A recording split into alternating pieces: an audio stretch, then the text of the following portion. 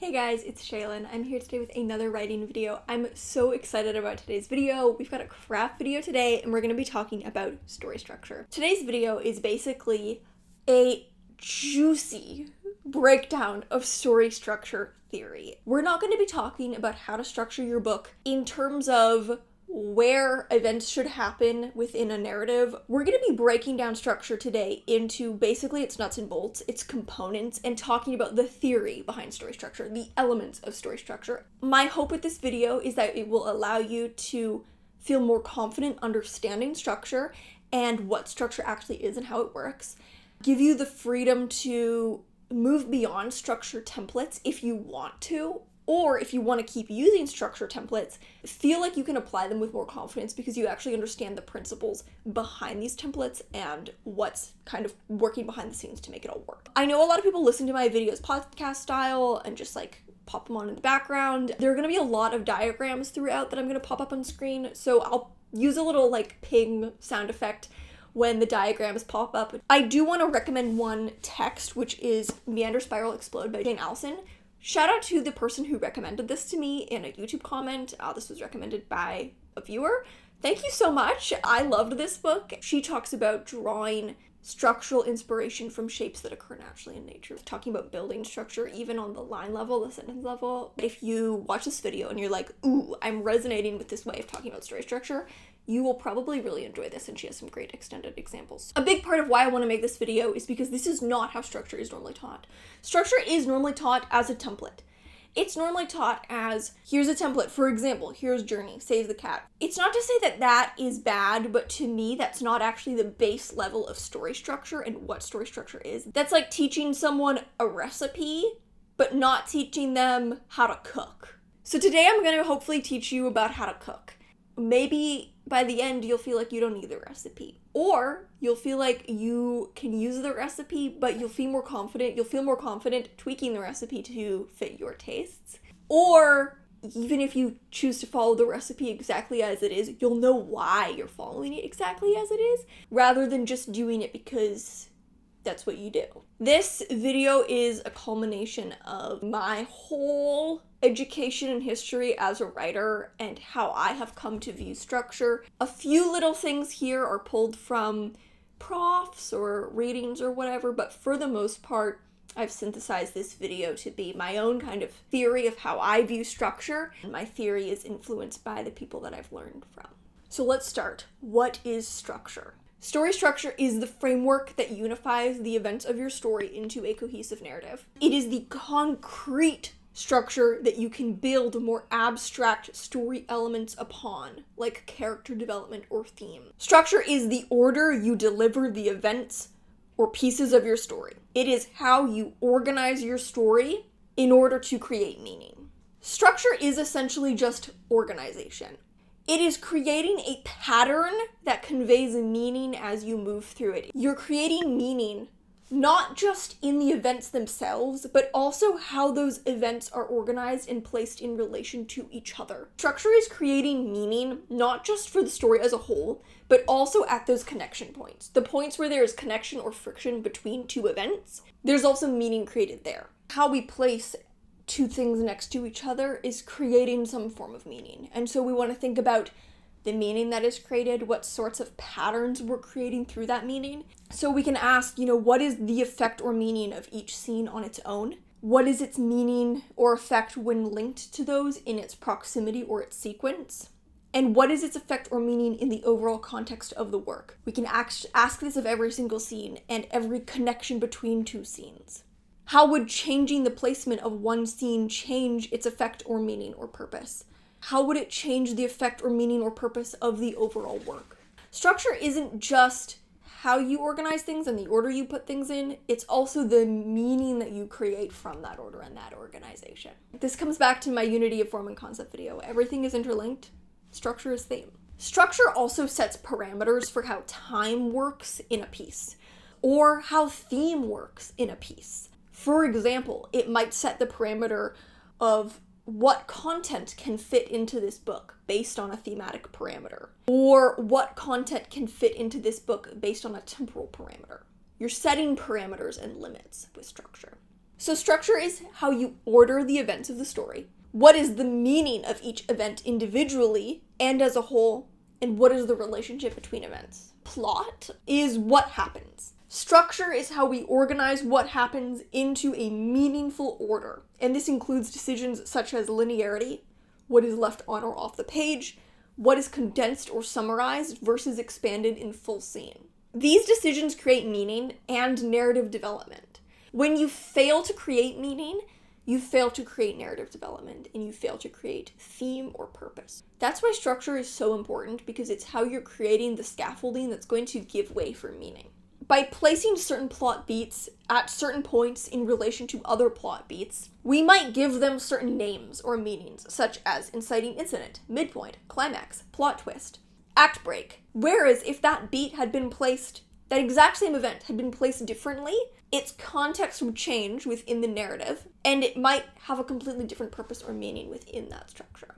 Structure does not actually have to be rooted in plot. Structure is most often an extension of plot in that it's most often based on, like, how am I going to order the plot, but it could also be rooted in theme or subject, where the structure is based on the conceptual or thematic links between moments, ideas, scenes, etc., rather than their connection in a tangible story. So when we're structuring based on plot, which is the most common way of structuring, we're usually looking for meanings that are rooted in the events of the story. You might structure based on theme. So ask yourself, what is the source of meaning in my book or my story? Is it plot? Is it character? Is it theme, subject, emotion? This determines the mode of how you link the pieces together. And this is a really important question that I don't think is being asked commonly enough. We're too often just assuming that the mode of connection or the source of meaning is plot, but it might be something else. That is how you structure a character-driven novel. Source of meaning in your book, and therefore the mode of connection in your structure is not in plot, it's in character. That's the difference between structuring a plot-driven novel and a character-driven novel. And if you wanted to write a theme-driven novel, then it would be in theme. You would be sequencing things together based on the frictions they make and the meaning they create thematically when placed next to each other and in overall sequence. So it doesn't have to come from plot. It just most commonly comes from plot. So this question determines that mode of how you link pieces together, but it also determines what meaning between two events looks like. Is it because scene A causes scene B, which would be structuring from plot? Is it because scene A looks at a subject from a certain angle, whereas scene B looks at it from an angle that contrasts or supports or builds upon the angle in scene A?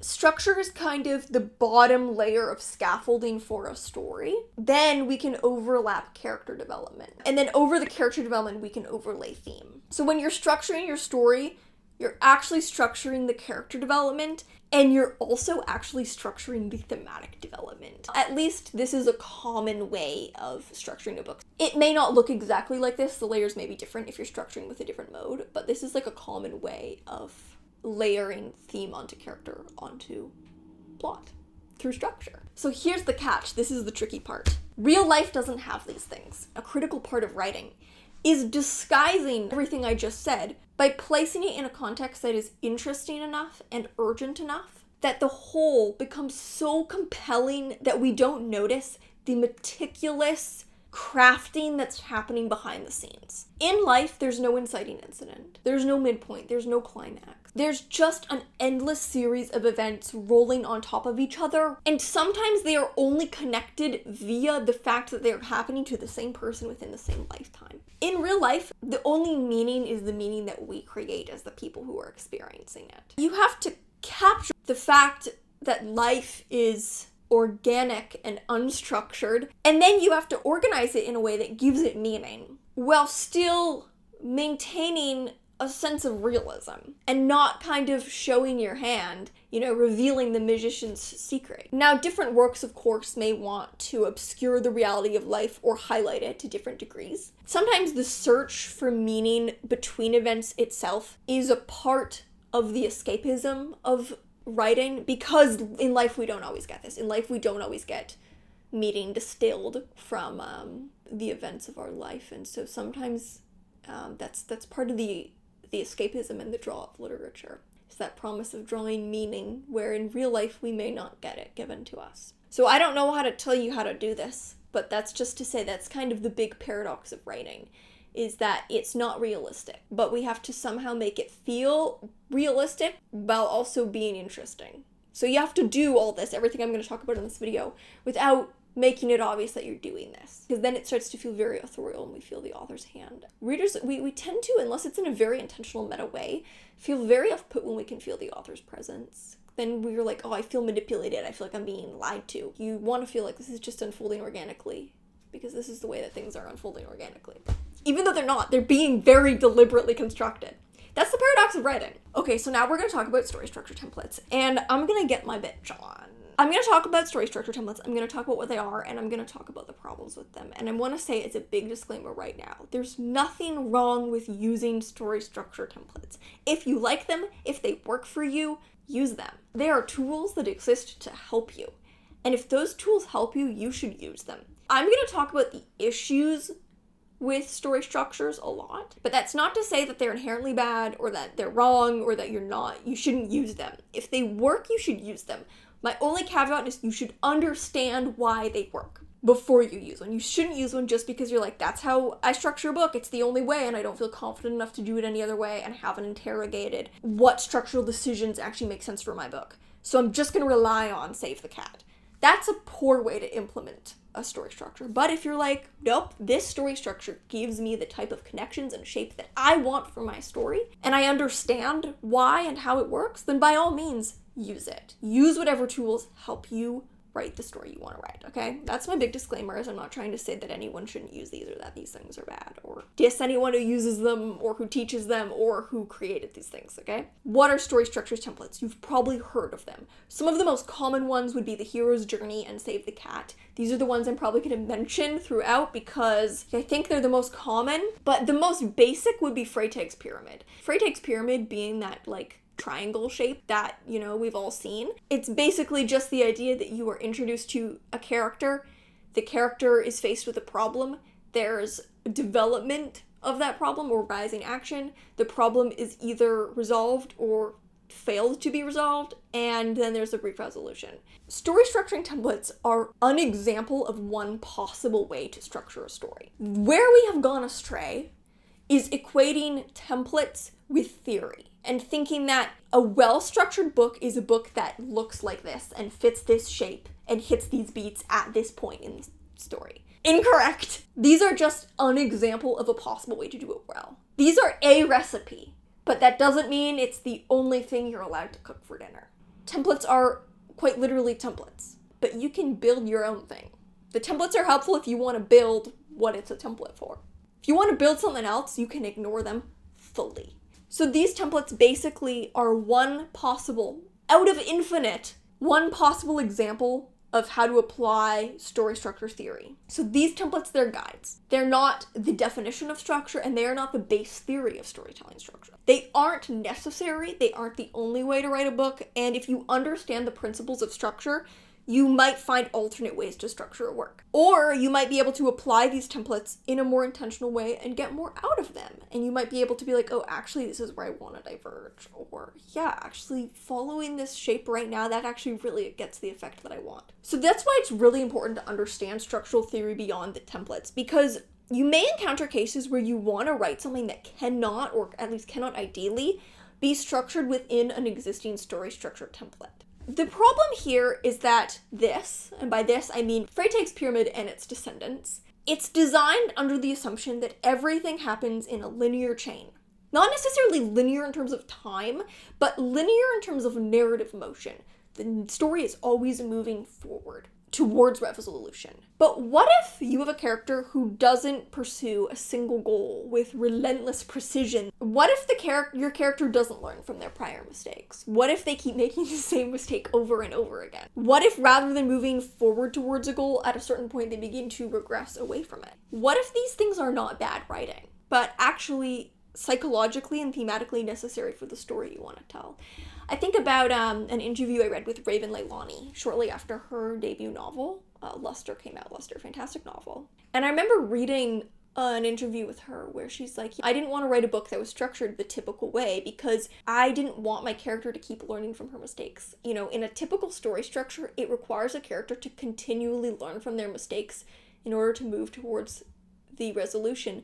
But she was like, I wanted to write a character who actually kept making the same mistakes over and over and over again. While I was reading the book, I was like really struck by how organic and truthful this character felt. I got to the end and I was like, oh yeah, it's because she's not being shoved into a story structure template. She's just being allowed to exist in a way that is messy and contradictory to story structure templates. If your character movement, again, is mapped onto your plot movement, and then your theme movement is mapped onto your character movement, then this shape only allows for a story that has a very linear, causally tight plot, and therefore a character who is in a constant state of continual growth in a single direction, therefore a theme that is very concise and pointed. What if you don't have that? What if your theme is a fraying apart of things, and so therefore your character needs to be fraying, and therefore the structure also needs to be a fraying? It would make no sense for the story to be a continual forward motion. You know, another problem with teaching structure as templates, which is the most common way to teach structure because it's the easiest. How do you structure your book? You do this, this, this, this, this. It only teaches one very specific, usually Western way of structuring a story. We tend to structure based on cultural assumptions and norms. They feel intuitive because we're so heavily exposed to them. If you look at something like Kinshin Katsu, which is, I believe, a Japanese way of structuring a work, it's completely different. What we think of as norms or even rules of structure are often culturally derived. So what if A, we're not writing from that tradition, or B, what if we just don't want to adhere to our own cultural notions of story and structure? Even if I'm writing within a Western storytelling background and context, what if I don't want my story to be shaped this way? You know, what if I'm going against the grain?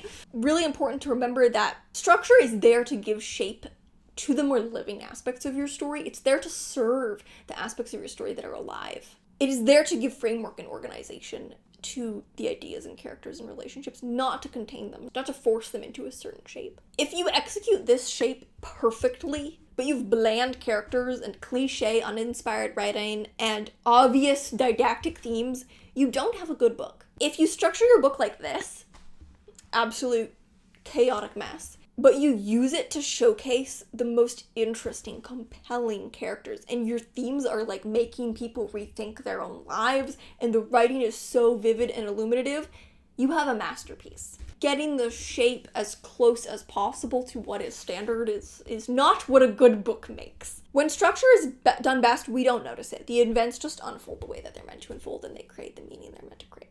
Okay, so I want to dissect this a little bit further. Let's look at Freytag's pyramid. Typically, in order to execute this, we map it onto narrative beats. So in order to actually visualize what the shape looks like, I want to talk about the narrative beats that would accompany this if it were done perfectly. So we're introduced to a character in a status quo, and they probably have some form of personal problem. Maybe an external problem, but they don't have a way to solve either of these problems yet. Then there's some form of change. This change catapults them into a developing narrative where they now have a concrete goal that they are trying to achieve. Throughout the story, they're moving towards this goal while also facing obstacles that they must overcome. Eventually, the book resolves in a climax, which is the character's opportunity to solve this problem. They will either solve it or they will fail to solve it, but the failure will be finite. In the most typical application of this, the problem is solved, or the external problem is not solved, but the character is able to solve their internal problem. Then there's usually a brief falling action where loose ends are wrapped up, and we understand how the character has changed and where the characters are going forwards in the new status quo. So this works if you have those elements. If you have a character whose internal problem is best articulated through them pursuing an external problem, and they're going to be moving towards this problem in a linear fashion, where they are making attempts to get closer to solving it while facing obstacles, and then they eventually have an opportunity to solve the problem. And that works for a lot of stories. But what if your story just doesn't have those elements? What if that's just not what your story is? A lot of traditional writing advice would lead you to believe that then it's a problem with your story. Let's say you have a situation where your character's internal problem is not linked to a clear external problem. A lot of conventional writing advice would tell you, well, you should create an external problem because therefore you don't have a story. What I would say is, okay, so how do you express that narratively? How do we actually express this on the page? What is that going to look like? You have a character who has an internal problem, they don't have an external problem. What does that mean? How can we structure the story in order to showcase a character like this? and still make it engaging and still reveal something. It absolutely can be done, but it's probably not going to look like an inverted check mark. It's probably going to look like someone else. So this brings us to the concept of shape. Instead of structure, i.e. events must happen in this order, what if instead we think of shape? Pretty much any story, especially a longer or more complex one, probably has multiple overlapping or interlocking shapes influenced by different elements. So instead of thinking of the events that we must have within our story, what if instead we think of the shapes that make boundaries around our story, and then we just write within those boundaries? This is another way of structuring a book through the external boundaries rather than the internal events. These limits might be pressures, situations, occasions, events, time limits, limits of any kind. So for example, your character is in a city for one weekend and they coincidentally run into their ex who's also in that city for one weekend.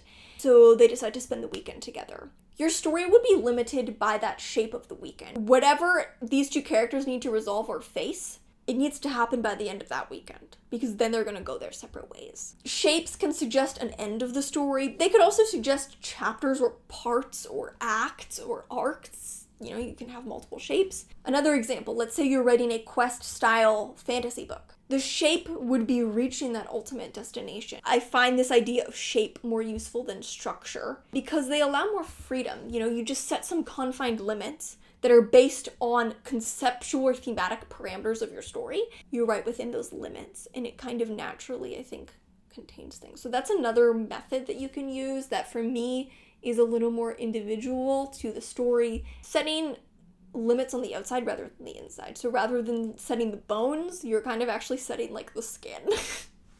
Weird way of phrasing that. Let's talk about the actual elements of structure. These are my elements that I have derived. Obviously, some of these are not my own concept. I did not invent the concept of pacing. This is my own framework of how I like to see structure and what elements I like to consider. You may find some of these more or less relevant to you. You may find different language more useful for you. You may have different elements that you consider. But when I think about structure, these are the elements that I think of. First up, we have causality. Causality is basically just the idea that events are linked. These links, they can be external, internal, concrete, thematic. Events can be linked in multiple ways. The links may not just be between scenes that are in sequence. A scene in Act 1 can be linked to a scene in Act 3.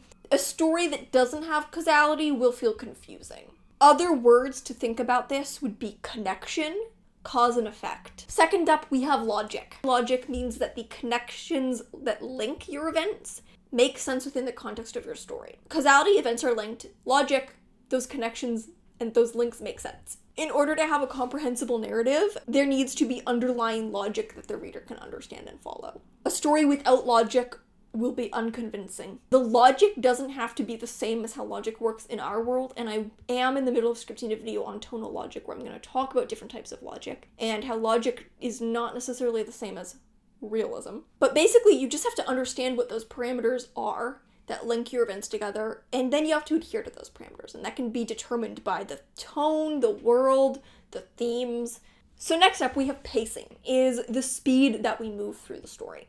This can be the amount of time we spend on certain plot points, or the amount of time between plot points. You can use your different narrative units, so sentences, paragraphs, scenes, chapters, parts, to control the pacing. Pacing is how we stretch and condense time. Other words to think about pacing would be speed, balance, or heart rate. I like to think of heart rate because you have a resting heart rate, but sometimes that heart rate can speed up in moments of intensity, or it can slow down. Then we have time. Time is just the temporal parameters of your story and the relationship between structure and linear time. So that brings us to motion. Motion is the sense of progression and change. This can be progression, regression, reveal, just some form of motion. A story without motion will not feel like a story.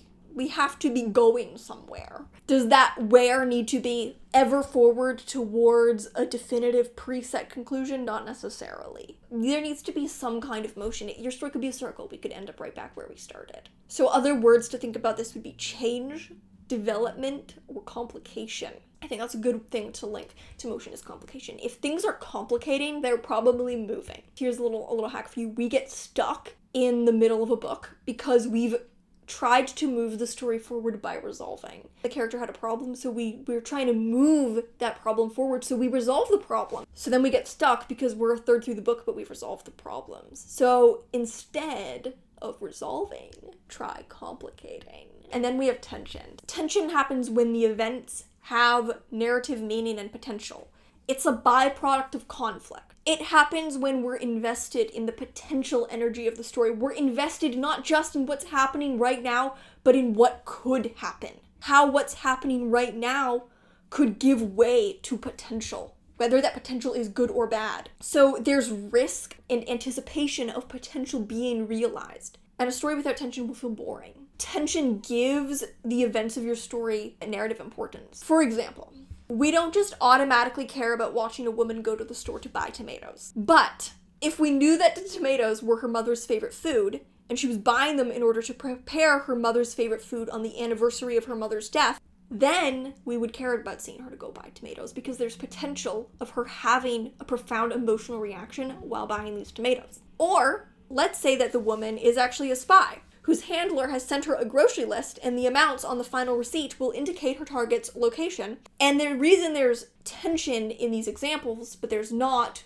in just seeing a woman go buy tomatoes without context, is because in these examples there are potential outcomes we have become invested in. Because there's something that can go wrong, or can go right, or can be revealed. So tension is risk and anticipation. And when events have no meaning or effect on each other, then we start to lose tension. In many ways, tension is a byproduct of everything else I just talked about. Then we have dimension. Dimension is a story's skillful combination of variety and balance. This is weaving together various threads, ideas, and emotions to create a story that is multidimensional and complex. A story without dimension will feel one note. Adding in layers that create intrigue, moving between subplots, or shifting across emotional nodes. It's basically this idea of cohesive variance. We are in a multidimensional narrative, emotionally, thematically, tonally, and in character, multidimensional. So other words to think about this would be complexity, range, or multidimension. We don't really want to read a story where it's one character experiencing the same emotional state, revealing the exact same thing about this character over and over and over. Finally, we have unity. So unity basically is when all of the above things contribute to a purpose, to a narrative progression. There's meaning and thoughtfulness to all these choices, and they exist in the context of the work and of each other. Other words for this would be things like cohesion or purpose. So that's to say, structure is a concept, or rather a series of concepts, not a template. There are infinite ways to structure a book well. Like, literally infinite. A strongly structured book is not a book that hits certain points on a template, but a book where all the above choices are made and executed with care and intention in order to extract and convey the intended meaning of the piece. If you don't know how story structure works and you don't actually know how to apply a template, you can follow a template perfectly, and the book will still feel poorly structured because it hasn't been structured on its own terms. We don't want to just be plugging in events into a template without thinking about the meaning we want to create with each of these decisions, because some of the decision making has already been done for us. Most plot structures are based on cycles of catharsis, but what if that's not the emotion you want to draw? Like, what if you want to write something that frustrates the reader? A plot structure that is designed to be narratively satisfying may not be the best choice. You can completely change the effect of a story based on how you structure it. So up on screen, I'm gonna put just like a bunch of potential story structures and ways that structure can look, and there are infinite more. These are just a few that I thought of. Story structure could also look like this. Instead of a continual forward motion, it's more of a ping pong, and these ping pongs can be based on different things. The examples that I have on screen are progression or setback, or event or reflection. Here we've got two storylines that eventually converge, or maybe the same person, but one is in the past. We have circling or reveal. We have what I call two poles and a spiky middle. This is based on a short story that I wrote in university, and the prof went and drew the structure on the board, and this is what she drew. Plot twists. foil storylines, or we have linked arcs, where we kind of have like completed arcs that maybe are linked thematically. Ali Smith does this a lot in her work, where she kind of has like a lot of interlinking novellas. All roads lead here, you know, a bunch of stories that start at completely different points but converge in the end. Kind of like They're There by Tommy Orange. We have a frame device, somewhere the character is telling the story from, and then we keep dipping back into the past. You know, this is like a typical first-person retrospective with a frame. We have character depth as structure, so we're moving through a story, but the purpose of that is to just continually deepen the character. We have branch out from core event. This is like the opposite of All Roads Lead here, where everyone starts at the same point and then they all completely branch outwards. There's a book that I've read that I know is structured like this, and I can't remember what it's called, but I will pop it up on screen. But it's about a bunch of siblings. When they're kids, they find out what age from like fortune teller they're all gonna die, and then we follow each of them from that point onwards. So everything's branching out from this initial core event. And then we have multiple storylines. In this example, they all converge. So those are just some examples. When you're starting a book, you might ask yourself questions like, what are the temporal limits of my story? How am I using different units of structure in this piece, like scenes or chapters? What do these things mean for my story? You know, as a writer, your tools for story structure are whatever you need them to be. The most basic ones will be scenes, chapters, or parts. Building blocks of your story can be whatever you want. But basically, you can just use these building blocks however you want to use them to organize your story and present it to the reader in comprehensible sections. I really like using parts. I have a whole video on my 6-arc story structure, which is my personal story structure that I invented and I like to often use. It utilizes chapters within parts, and I find that really helpful. And then you can ask yourself, what meaning am I trying to create between scenes or events or units? I want to finally end with this really quick chat about how to spot weak structure, but I just want to give some examples of what a weak structure might look like, because one question might be, okay, if I'm not using a template, how am I supposed to know if I'm not structuring my story correctly, right? That's one reason these templates are very useful for a lot of people, is because they don't just show you what to do right, but they also show you where you might be doing something wrong, and where you might be able to like remove narrative slack or something like that. Here are a few potential things you can look for if you're trying to diagnose structural issues within a story. First of all, pacing is a really common one. Pacing is, you know, the speed, but also the ebb and flow, the stretching and compressing of your story. You might ask yourself if the pacing is too fast, if it's too slow, if it's uneven, or if it's not appropriate for the events. Are we spending too much time or not enough time on certain events or in between events? Then we have missing or unnecessary beats. Is there filler content or unnecessary content? Is there just not enough content to support what the story is trying to accomplish or say? Or is there too much content? You're repeating beats. Then we have causality issues, lack of causality linking events, or confusion regarding how different plot points or elements of the story fit together. Probably one of the most common issues in a story is causality. I've got a whole video on causality. Then we have arrangement issues. So this would be issues in the arrangement of the story that causes issues in clarity, tension, conflict, logic, character, theme, etc. So basically this just means things need to be in a different order. We have then unity or misalignment issues. So this would be misalignment between different areas of the story. The way that character is layered onto plot doesn't align, or the way theme is layered onto plot doesn't align. You're trying to say something with the theme, but what the plot is actually, but what's happening in the story contradicts it. And then finally would be what I call lack of pattern. So this just means that you haven't settled on a comprehensible or repeatable pattern for your story. So the structure is not progressing in a way that feels organized, or that the reader can really get their bearings. You know, subconsciously, the reader is going to start to pick up on the parameters that you set for your story. Where are you setting parameters in terms of logic, in terms of connection, in terms of movement? And if you don't set those parameters, or those parameters don't make sense, the reader will not be able to kind of subconsciously pick up on the pattern. So if there is no pattern, or the pattern is unclear, then the reader won't kind of be able to subconsciously pick up on the meaning that you're trying to create through that pattern. That's a very brief rundown of some possible issues in structure. Probably could be a whole other video. Maybe it should be a whole other video. Maybe I will make one if you guys would be interested, or if I think of more. But I just thought I would quickly throw that in at the end. If I'm removing templates from you as a way to diagnose structural issues, I feel like I need to give an alternative, which is unfortunately just looking at the story and being like, what doesn't work? That brings us to the end of this video on story structure. I've been wanting to make this video for such a long time, and so I really hope that you feel like this gave you something, that there was something to take away from it. I mean, obviously I'm sure there are people watching who already kind of have their own really defined personal philosophies on structure and either didn't need this because you're already kind of thinking like structure like this, or didn't need this because you have your own way of thinking about structure.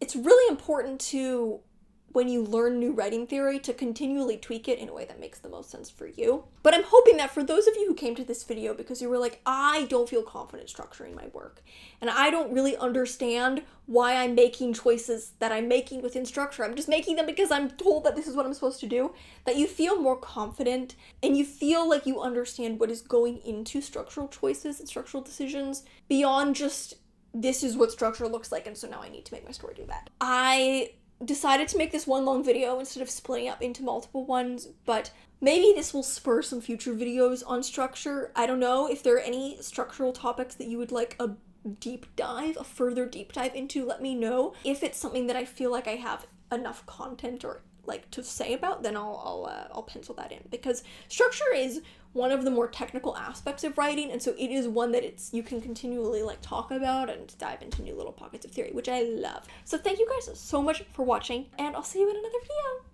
Bye.